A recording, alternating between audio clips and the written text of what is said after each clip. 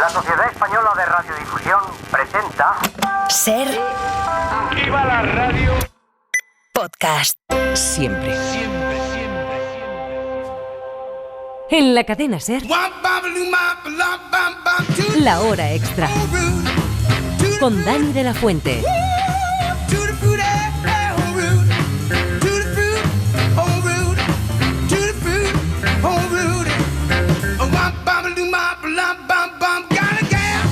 Bienvenidos, bienvenidas, bienvenides a la hora extra y feliz orgullo. Para celebrarlo tenemos canciones, libros, teatro, un tutti frutti cultural, como siempre, muy queer, que nos recuerda de dónde venimos, reivindica las libertades y derechos conseguidos y advierte de hacia dónde vamos o podemos ir. ¡Empezamos!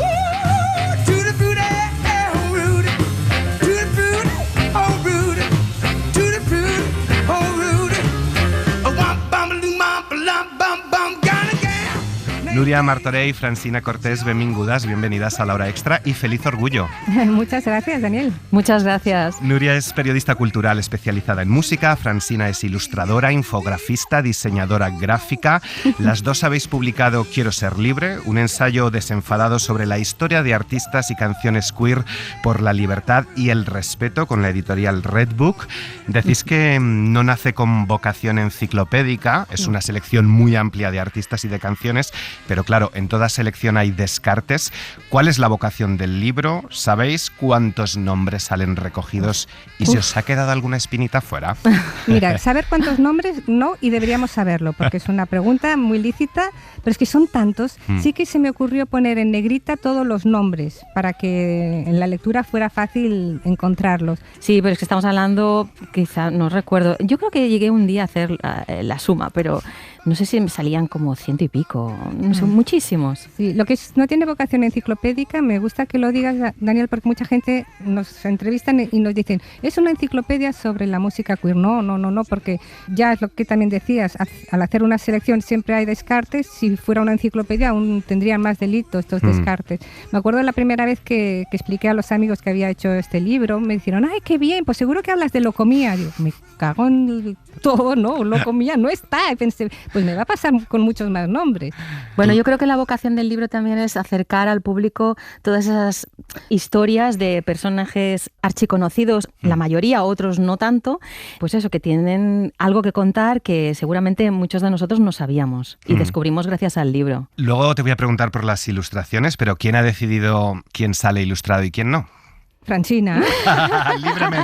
libremente, ¿no? Sí, son como mis hijitos, entonces yo digo, tú sales, tú no. Bueno, pero fue siempre consensuado entre las dos, la verdad que nos llevamos muy bien y nos entendemos muchísimo.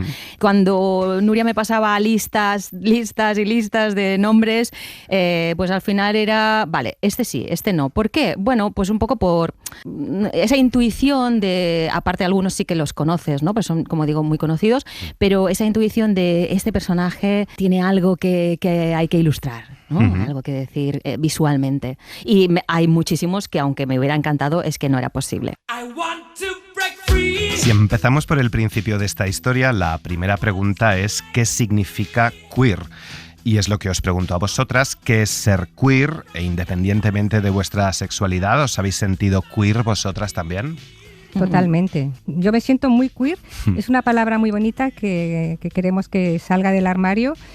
Es como un paraguas que incluye otro tipo de palabras que vienen a ser otros términos que son disidencia sexual, sexualidad abierta, no solo sexualidad, también afectiva. En verdad el origen es horrible, como pasa muchas veces. Se le llamaba queer, el origen es latino, al rarito, al extraño. Pero por suerte, que esto lo hace mucho el colectivo LGTBIQ+, se lo apropiaron en positivo y lo enarbolan con orgullo. ¿Pero por qué? ¿Por qué y por qué quieren saber de mi vida privada? Hay artistas, y lo recogéis en el libro, que consideran que no hay que hacer bandera. Hay otros muchos más, me atrevería a decir que sí, como Rodrigo Cuevas, por ejemplo, casi al final, que dice que es muy importante tener referentes. ¿Por qué es importante que un futbolista como Mbappé se posicione públicamente contra la extrema derecha? ¿Por qué es importante que un deportista o un referente musical salga del armario? Hombre, es evidente que es referente porque ayudará a que otros muchos que quizá dudan, ayudará a que en otros países donde aún está penalizada la homosexualidad tengan un pánico con razón a dar este paso y a vivir libremente, como decimos en el libro, y con respeto su orientación sexual. Yo creo que es muy importante. Por suerte cada vez hay más gente. Por eso en las últimas décadas del libro hay nombres y más nombres y más nombres que se atreven a hacerlo. Y es divertido o no divertido, es curioso que para muchos les parece interesante los referentes del principio, de los años 20, estos que recogemos y que no tenían ni idea de su vida y de lo que aportaron. Was will man nur, ist das Kultur, dass jeder Mensch verpönt ist. El libro es un recorrido, lo adelantabais, desde los años 20 del siglo pasado, desde las primeras canciones queer, como la canción Violeta, que estamos escuchando aquí versionada por Ute Lemper, desde los ballrooms hasta nuestros días, y está estructurado en décadas. ¿Por qué década a década? No sé si es una forma de ver que la historia no siempre es lineal, puede ser cíclica también. ¡Uy, qué bonita lectura! En verdad lo de las décadas también fue una sugerencia de la editorial, pero es una manera de plasmarlo estructurada, porque cada década está introducida con lo más importante, con los hitos que pasaron dentro del colectivo LGTBIQ+. Pero luego también, casi siempre al principio de cada década, explicamos acontecimientos sociopolíticos, económicos, a nivel musical, que marcaron esos años. Eso ayuda a contextualizar luego a los artistas que vamos a ir explicando. Entonces, verlo por décadas, los vaivenes que ha ido teniendo también el colectivo, yo creo que es muy interesante. Sí, eso, además yo creo que impacta muchísimo que nos trasladamos a 1920, la década de los 20, donde la libertad eran los felices años 20, ¿no? Estaba ahí plasmada, ¿no? Y sobre todo en Berlín, Alemania, pero es que estamos hablando de 1920, el siglo pasado, y estamos diciendo que hasta hace bien poquitos años, pues yo qué sé, la OMS ha dicho que la homosexualidad o la transexualidad no es una enfermedad mental. Entonces, es como, wow, pero es que ha pasado un siglo. Y seguimos, ¿no? Esa estructuración en décadas yo creo que te ayuda muchísimo a ver la locura humana, ¿no? Social de los acontecimientos, ¿no?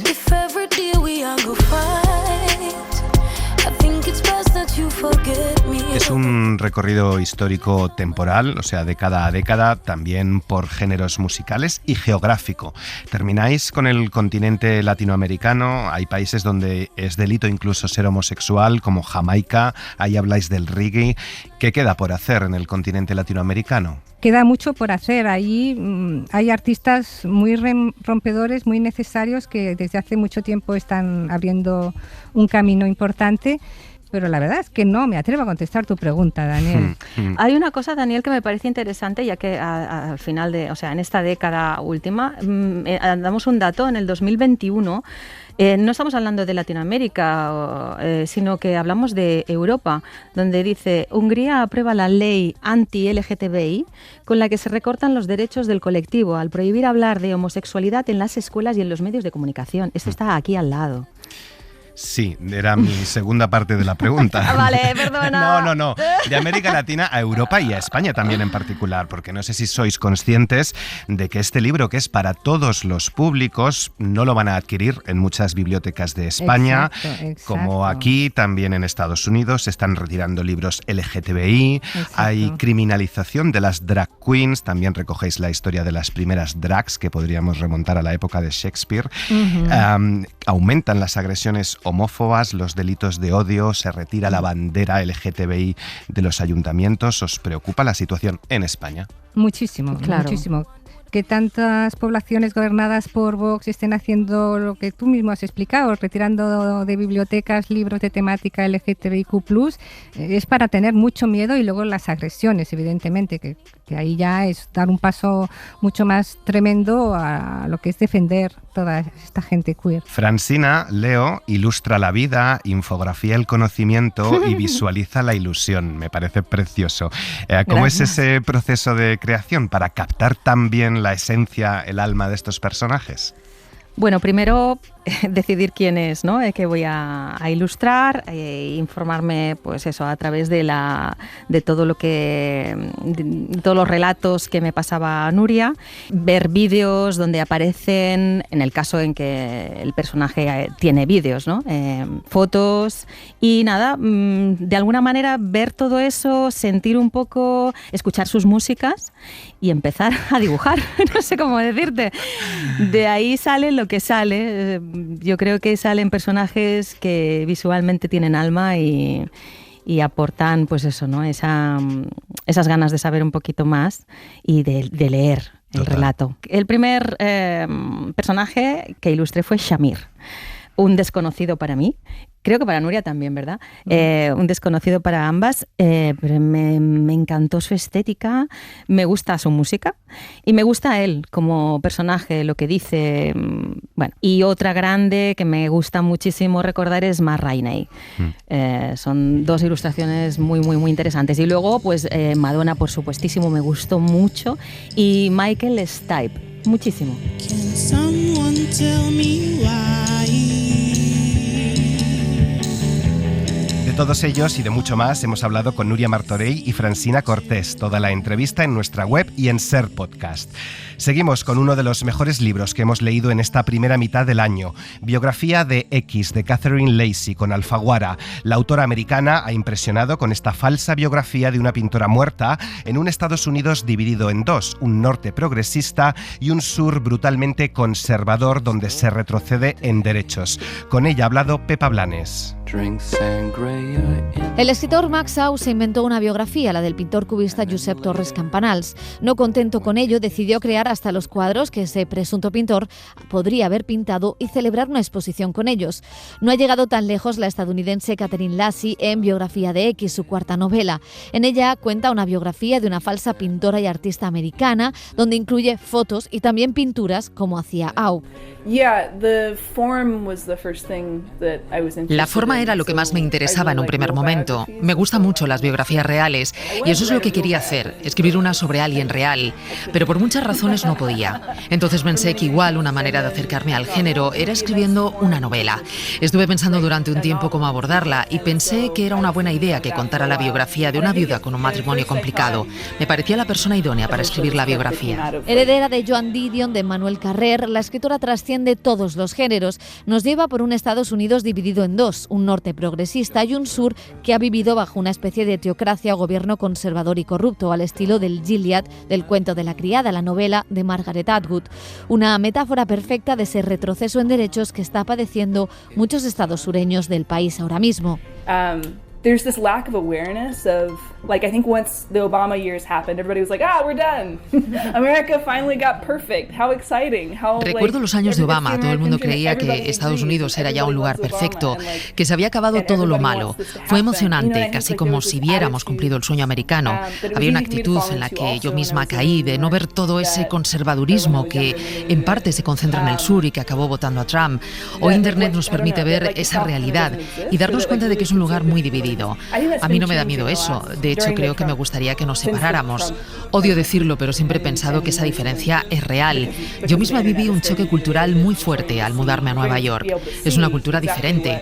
Venía de Nueva Orleans y ahí sí tuve un sentimiento de pertenencia, porque es una ciudad que tiene su parte conservadora y católica, pero a la que los bichos raros del sur vamos. Por eso pienso que igual nos iría mejor si no tuviéramos que actuar como una unidad. Precisamente de ese sur huyó la propia autora, que nació en Mississippi y vivió en Nueva Orleans para instalarse finalmente en Chicago y Nueva York. Y del sur huye también la protagonista de este libro, X, artista iconoclasta, escritora, que muere de repente. Su mujer, llena de dolor, se lanza a escribir una biografía de la mujer a la que endiosó, pero de la que ignora incluso dónde nació. A medida que va investigando, va abriendo una caja de Pandora de secretos, traiciones y destrucción. La idea es que pudiera contar la historia de una pareja de lesbianas que no tuviera que luchar para existir y y que sus problemas fueran los del resto de parejas. Suele pasar que cuando escribes sobre un colectivo históricamente marginado hay una especie de presión por convertirlas en personajes ejemplares. Eso no me resultaba tan interesante ni tan real. Perfectamente escrita, con cierta sorna también, la novela intercambia personajes de ficción con grandes voces de la cultura americana, como el pintor Trombley, Susan Sontag, Lou Reed, David Bowie o incluso políticos americanos como Bernie Sanders, que en este libro ha llegado al poder. Un juego de creación entre la ficción y la realidad, jugando con el género de la biografía y adentrándose en el misterio para acabar reflexionando sobre algo tan crucial como quiénes somos, si eso que ven los demás o lo que nos hemos contado sobre nosotras mismas.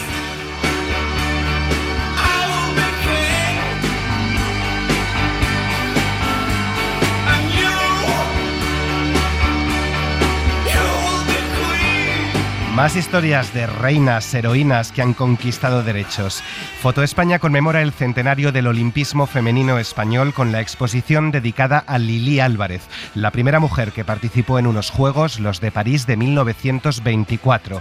Los inicios del deporte femenino y sus pioneras con Raquel García. Los Juegos Olímpicos de París de 1924 fueron los Juegos de los 3 oros del nadador Johnny Weissmuller, antes de saltar a la fama por interpretar a Tarzán. Los primeros con ceremonia de clausura y Villa Olímpica, y a los que todos ponemos banda sonora por Carros de Fuego. Participaron algo más de 3.000 atletas, de los que solo 135 eran mujeres, entre ellas la primera española, la tenista Lili Álvarez.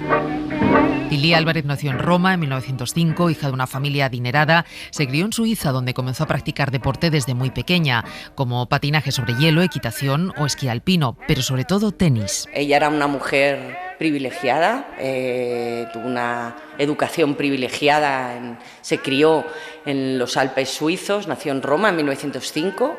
Cuando la residencia de señoritas abre sus puertas, ella cumple 10 años y ella misma reconoce ser una autodidacta que se instruye en los salones, las tertulias de la alta sociedad.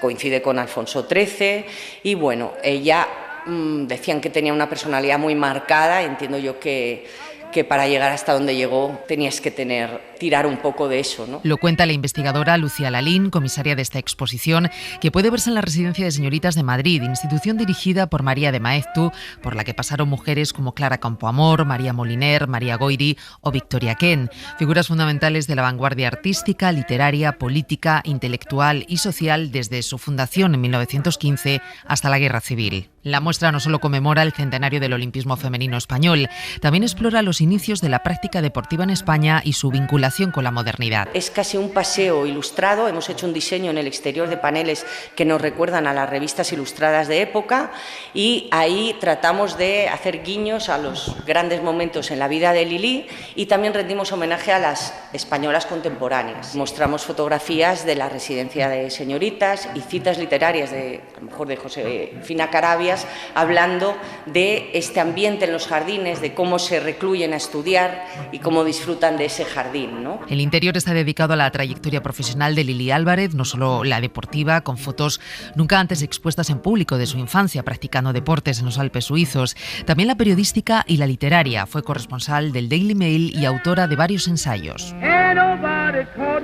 De ella decían que era una de las mujeres más elegantes de Europa. Su juego raudo y temerario dejaba atónitos a los espectadores. Vestida con falda, pantalón de Schiaparelli, Lili Álvarez supo abrirse paso en un mundo de hombres y aunque su aportación al deporte fue fundamental, su participación en los Juegos de París nunca fue algo de lo que se sintiera especialmente orgullosa. Cuando le preguntan ya madura cuáles son tus grandes hitos, ella no subraya la participación en los Juegos Olímpicos, se va más a otros campeonatos, pero ahí recuerda cómo iba con hombres y estos hombres, muchos de ellos vivieron aquello casi como una juerga, salían por la noche, era una cosa un poco a lo mejor demasiado distendida para su gusto, ¿no? Y ella misma dice, claro, es que nos dieron por todos lados, ¿no? No es fácil ser mujer si de verdad quieres ser auténtica en todos los sentidos, decía Lili Álvarez. Tienes que ser verídica contigo, no pasarte por alto, respetarte a ti misma, sobre todo tú, que está en tus propias manos. Forever young, may you stay forever young. Esta semana ha comenzado la 48ª edición del Festival de Verano de Barcelona, el GREC, y lo hace con una especial atención a las mujeres. Cesc Casadesús es su director. Desde hace años hay una preocupación que es buscar a directoras mujeres que han tenido ese techo de cristal que les impedía acceder a producciones de formatos más grandes. Este año estoy muy contento de haberlo conseguido. He puesto el acento en la programación porque hay que escoger en lo que sería el teatro y en las directoras mujeres. Es algo que hace unos años era imposible, por mucho que lo intentaras, pero yo creo que ahí es algo que una preocupación que ha llegado a todos los festivales y a todos los teatros del mundo, y poco a poco estamos consiguiendo que sí, que haya mujeres que tengan las condiciones de producción que les permitan propuestas de formatos ambiciosos y grandes. Este año, por ejemplo, el GREC, en el que es el Teatro Lliure, que es nuestra sala grande o la sala más grande de programación teatral, con una excepción, todo el resto son mujeres directoras. Creo que es algo insólito y que realmente me parece, para mí estoy orgulloso de haberlo conseguido este año. 81 espectáculos y más de 50 actividades paralelas hasta el 4 de agosto. Entre las destacadas, una obra que dura 24 horas con María Hervás actuando sin parar. Es un espectáculo que se estrenó en Sydney, en Australia, que se ha hecho hasta ahora en el mundo anglosajón, se hizo en Nueva York, se hizo en Londres con un éxito espectacular y me parecía fantástico, ¿no? Como aventura de los teatreros, experiencia, efectivamente dura 24 horas. Tenemos a una protagonista maravillosa que de alguna forma... Bueno, fue bonito porque vino por mi parte, yo quería hacer el espectáculo, y por otra parte me llamó María Hervás, que quería hacerlo ella, y fue una coincidencia estupenda. Y digamos que el argumento es relativamente sencillo, porque es una escena de una pareja que rompe su relación, y esa escena se repite, más o menos dura unos 10 minutos, se va repitiendo con 100 hombres. Los 100 hombres, la actriz no los conoce, es un casting que hemos hecho, que de alguna forma representa diferentes miradas a lo que es la masculinidad hoy, y la escena repite más o menos el esquema con partes de improvisación. Y lo que sé hasta ahora, donde se ha hecho, es que engancha. Es como algo que quieres ver ahora y a ver quién sale ahora. Y a ver quién sale ahora. Y ver cómo lo resuelve María, a ver cómo se resuelve la escena. Y por lo que yo sé de Londres, la media de estancia del público era de 4 horas. Ostras, pero evidentemente puedes estar 24 si quieres, con tus pausas para ir al baño, para comer, lo que sea, pero lo que sé es que es adictivo. Es la última edición que dirige Francesc Casadesús. Hemos hablado con él, tienen todo el balance de su gestión, los futuros retos de las artes escénicas contemporáneas y todas las claves del GREC 2024 en nuestra web y en Ser Podcast.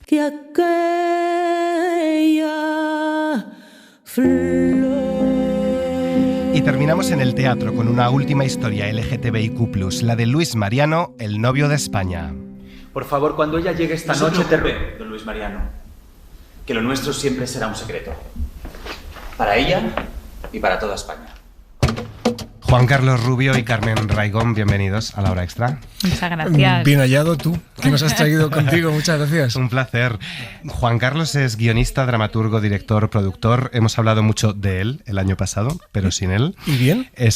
Bien, muy bien, sí. Es autor y director del Inconveniente con Kitty Mamber y de la adaptación del Sonido Oculto con Omar Ayuso. Los dos estuvieron el año pasado en La Hora Extra. Carmen es licenciada en la Escuela Superior de Arte Dramático de Málaga. Se ha formado en Londres, ha hecho cine, ha hecho teatro, mucho teatro musical. Carmen interpreta a Carmen Sevilla en El novio de España, una obra escrita y dirigida por Juan Carlos y que es la segunda de una trilogía que pretende, leo, hablar de nuestra tierra, de nuestros personajes y de nuestra música. En 2021 disfrutamos de En tierra de nadie, un encuentro entre Federico García Lorca, Concha Piquer y Rafael de León. El novio de España recuerda el idilio artístico entre Carmen Sevilla y Luis Mariano, esa estrella de cine, divo de la canción, rey de la opereta. No sé, Juan Carlos, si nos puedes adelantar cuál es la obra que va a cerrar esta trilogía, o si no, te pregunto si las concebiste desde un principio como una trilogía. Sí, está concebido como una trilogía como decías, que arrancaba con En Tierra Extraña en el 36, ahora hemos saltado al 52 con El Novio, y la tercera parte pues sucede en la transición, como No hay más remedio, cuando este país ya renace de sus cenizas y nos convertimos en lo que somos y en lo que debemos seguir cuidando y manteniendo para seguir siendo lo que somos, un país libre y democrático.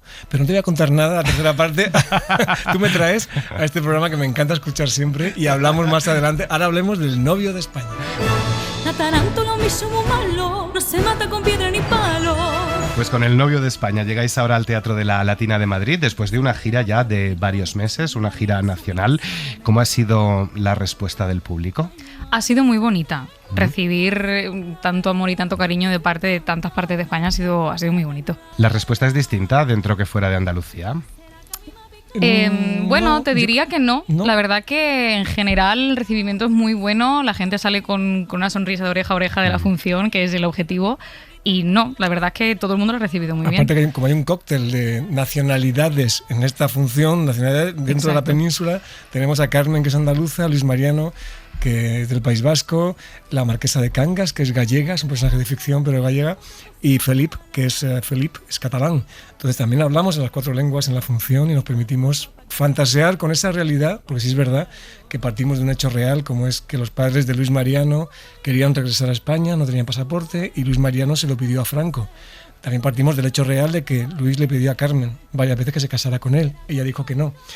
Todo eso lo metemos en una coctelera y metemos ya la ficción con muchos momentos de humor, de amor, ¿no, Carmen? Sí. Y música y bailes y luz al final del túnel. Qué bonito escuchar también teatro en otras lenguas, ¿no? Cuando en la obra precisamente una de las cosas que se dice es que estamos en España y aquí se habla y se canta en español. Sí, en ese sentido, bueno, y en todos, es una obra que nos gusta decir que es conciliadora en todos los sentidos, y más como están las cosas en la actualidad. Creo que invita a pensar y a reflexionar en según qué cosas que están pasando hoy día que no dejan de ser iguales que lo que ocurría en su momento. Que Dani, nos equivocamos una y otra vez en la misma piedra, los seres humanos, y para eso está ahí la historia. Sí. Hay que echar la vista atrás para no repetirla. ¿Cómo acercar a estos personajes históricos y este patrimonio nacional a las nuevas generaciones? Con historias que tienen que ver con... que son atemporales. En realidad, Exacto. El miedo a ser uno mismo, a que los demás no te acepten, los sueños, las frustraciones...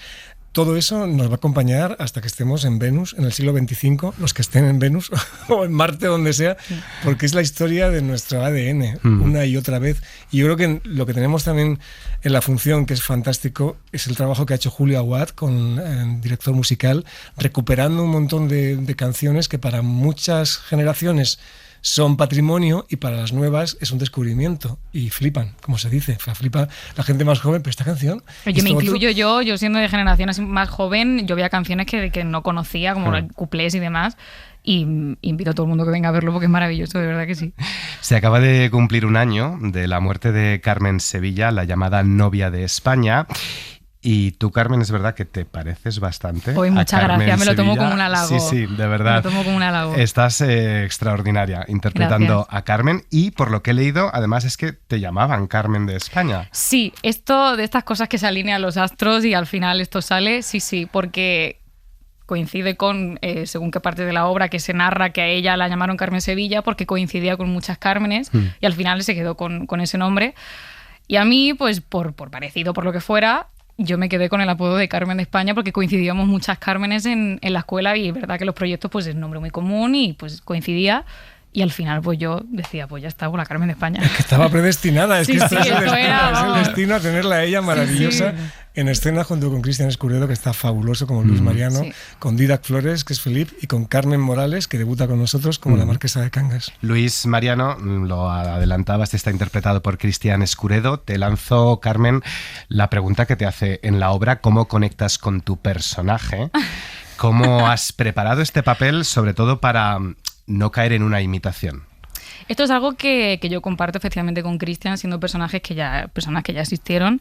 Insistíamos mucho en los ensayos que esto no se trataba de imitarlos ni calcarlos, se trataba de hacerles un homenaje y captar esencia de ellos y tratar de proyectarla y que la viese el público. Yo lo que he hecho es que me he visto a habido y por haber que haya de Carmen Sevilla por ahí fuera, y también la construcción física que nos ayudó mucho Rubén Olmo, porque hay que tener en cuenta que estamos basados en los años 50, es una muchacha de 20 años, cómo se movía, cómo gesticula, cómo anda, entonces junto con el equipazo que tenemos, porque es un equipazo, ha sido muy fácil, ha sido muy bonito construir a Carmen. El novio de España no es una biografía ni documental, Leo, es ficción, fantasía y fábula con cariño y respeto. ¿Qué hay de real y qué hay de ficción, Juan Carlos? ¿Se puede falsear la historia, vestirla de poesía y emoción, que decía Lorca? Bueno, ojalá que consigamos lo que Lorca decía, es nuestro propósito, reinventar la historia. Sí, es verdad que lanzamos unas líneas históricas que fueron verdad, pero ojalá que al terminar la función la gente vaya y explore y mire más de la vida de estos, no solamente de estos dos artistas inmensos, Luis Mariano, Carmen Sevilla, sino también de nuestra historia. Es que hay que saber lo que fue una dictadura. Es que ahora muchas veces la palabra... Estamos como... No. O sea, vamos a ver, yo creo que hay que ir atrás y ver los miles y miles de españoles que en aquella batalla cruel murieron, que tuvieron que españoles y españolas salir de España, exiliarse. Ojo, que ahora mismo están viviendo esto otros países, esto es cíclico. Salimos de España, vinimos, ahora recibimos gente. Ojalá que esto también sirva, aparte para entretener esa hora y media en la Latina, que la gente que venga lo va a pasar muy bien. Bueno, que después vayamos a toda la documentación que tenemos hoy en día y sepamos volver a enfrentarnos a nuestro pasado para que no se repita. Insisto una y otra vez en este concepto, pero me parece fundamental. Y no somos tampoco, como decía Carmen, no es tu cara me suena. O sea, no hemos buscado absolutamente imitar, sino como decía Carmen, y mírala, tener la luz de Carmen Sevilla, tener ese desparpajo, esa gracia que es que te enamora, evidentemente, o tener ese encanto de Luis Mariano que tiene también Cristian en escena, ¿no? Buscábamos esa, de piel hacia adentro, cómo eran estos personajes, cómo sentían. Con esta trilogía echamos la vista atrás, observamos otras épocas para echar una mirada sobre la nuestra. En Tierra de Nadie, lo decías, nos llevaba a 1936, El novio de España nos lleva a 1952, al rodaje de Violetas Imperiales, la segunda película en la que coincidieron. ¿Qué tiene en común aquella España con esta? Pues creo que hay ciertos sectores hoy en día que se están acercando mucho a la intolerancia y a decirte, mira, hay una anécdota que es real, que a Luis Mariano le decían todo el rato, no muevas tanto las manos, Luis. Carmen Sevilla le decía a los hombres, no mueven así las manos. Y el director de la película, una escena entera, le obligó a tener las manos apoyadas en la mesa, la zambra, para que no las moviera. ¿Qué es la masculinidad? ¿Qué es ser un hombre? ¿Qué es ser una mujer? Estamos en un momento rompiendo barreras. Y parece que a mucha gente o a alguna gente le molesta demasiado que la gente pueda vivir su vida con libertad. En el fondo es lo más preciado que tenemos, vivir cada uno como quiera, amar a quien quiera. Y creo que hay ciertas partes de la sociedad hoy en día, la extrema derecha, y no solamente en España, sino fuera, que están viniendo a decirnos cómo tenemos que vivir. Y no hay que dejar que eso suceda. Ha habido mucho dolor y mucha sangre para que tengamos libertades. Hay que defenderlas. De hecho, la obra comienza con el nodo. Fuimos a la guerra para luchar por una España más justa, más cristiana y más honesta. Esos valores de la justicia, de la honestidad y de cierto cristianismo han evolucionado, pero seguimos divididos en dos Españas, con algunos demonizando el comunismo e incluso reivindicando aquellos años de Franco. ¿Os preocupa esta polarización y sobre todo además entre los jóvenes? Mira, pues esto, extrapolando un poco a cómo yo he vivido el recibimiento de la obra, a mí me ha sorprendido, según que la reacción del público en según qué momentos, hay concretamente, no voy a hacer ningún spoiler, pero hay concretamente una frase que se derriba mucho a Franco. Y ahí la reacción en ese momento del público, ha habido gente que nos ha gritado de, oye, un respeto, y unas cosas que tú dices... Wow, yo a lo mejor vivía en una burbuja, no lo sé, a ver, tengo 24 años, me queda mucho por vivir, pero no era consciente del trabajo tan grande que hay que seguir haciendo. O sea, yo como joven, con esto me he dado cuenta, o sea, no que viviese tampoco en una nube, pero pensaba que estábamos muchísimo más avanzados en el camino y a lo mejor no tanto como creemos. Menos hadas y más testosterona. Luis Mariano era homosexual e intenta heterosexualizar su imagen, cantar, moverse y follar como un hombre de verdad. Pretende, y es real, lo comentabais, casarse con Carmen Sevilla, pero ella no es ninguna idiota y se da cuenta de lo que hay. Es una reflexión también sobre lo que es la normalidad, la masculinidad, lo que es ser un hombre, que dos mujeres se puedan amar. Estamos en el fin de semana además del orgullo y aquí también nos damos cuenta de que podemos dar muchos pasos adelante, pero también estamos viendo cómo damos muchos pasos atrás, ¿no? Sin duda. O sea, hay gente que te dice el orgullo.